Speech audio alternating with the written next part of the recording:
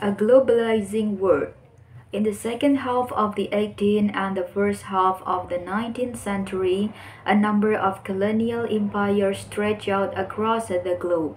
European powers including Spain, Portugal, France, Britain, the Dutch Republic, Denmark and Sweden traded in tobacco and sugar from the Caribbean, spices, cotton and tea from South and East Asia, silver from Latin America, gold and slave from Africa. To do so, they conquered colonies large and small in all these areas, everywhere trying to force the local population or imported slave and servant to produce the commodities in demand on the international market. They built fortifications to protect their trading posts, port and shipping lane, both from each other and from unconquered local forces. Wars between European empires were frequently fought in the colonies, and their possession and the domination of the sea road connecting them became an increasingly important reason to wage war in the first place. The War of Australian Succession, 1740 until 1748, the Seven Years' War, 1756 until 1763, the American Revolutionary War, 1775 until 1783, as well as the French Revolutionary Wars 1792 until 1802 and the Napoleonic Wars 1803 until 1815, were all fought on a world scale. From the American Revolutionary War onward, a strong ideological element was infused into this international conflict, reaching an apogee in the French Revolutionary Wars, when the French often encountered ideologically inspired supporters in the countries in which they fought. National and imperial boundary lines blurred. To give but one example from the essays that follow, after the Dutch Republic became the Batavian Republic in 1795, the French and the revolutionary Dutch Batavian allies went to war against the British and their own counter-revolutionary Dutch Orangist allies over the long-contested South African Cape Colony, pivotal gateway to the Indian Ocean, China and the Spice Island, Australia and the South Pacific beyond.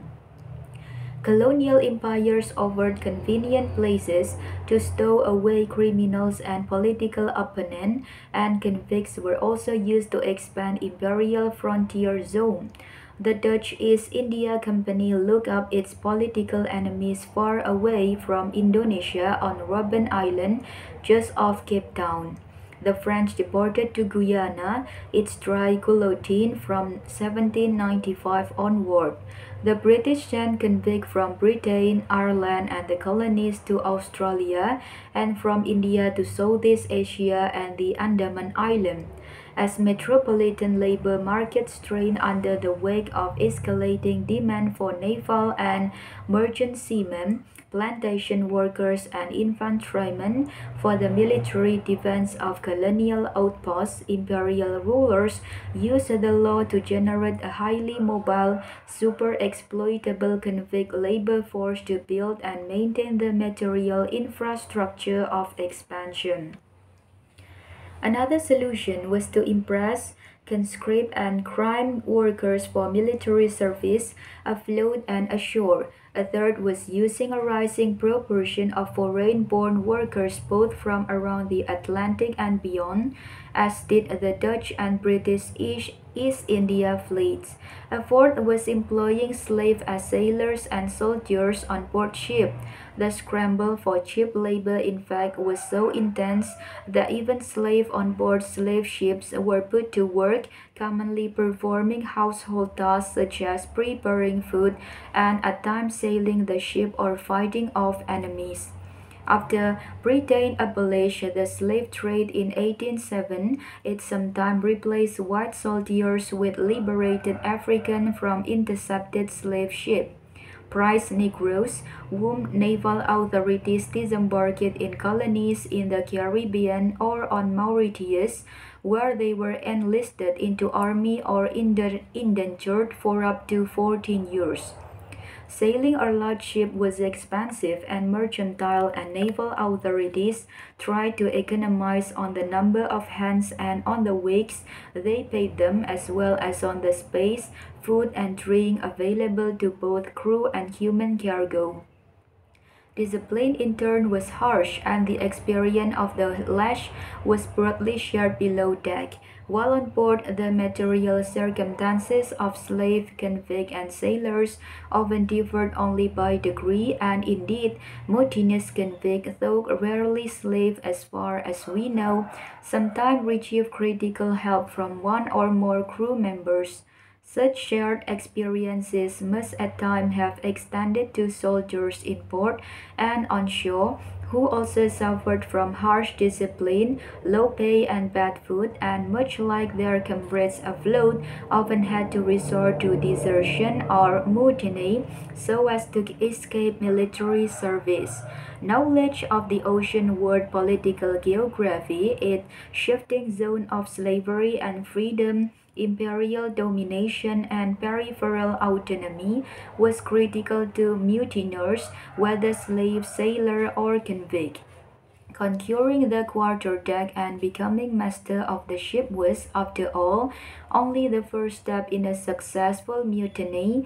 After that, the ship had to be taken to a spot where the mutineers could sell it or at least get ashore safely.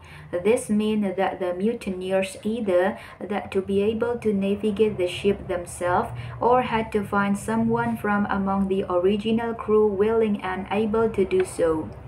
During the late 17th and early 18th century, European mutineers had been able to continue sailing their ship as pirates, but by the mid-1720s, as the hold of the maritime empires over the seaways of the Atlantic tightened, this possibility disappeared from the northern hemisphere.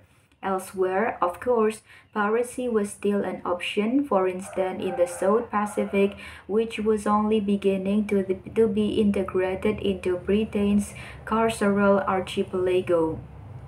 But in the late 18th century Atlantic and Caribbean, the option of fleeing toward autonomous zone was curtailed, and successful mutineers were forced instead to depend on a keen sense of where the authority or jurisdiction of one empire fizzled out and where that of a second one began, or in the case of slave mutineers, where slavery still flourished and where it had been abolished already.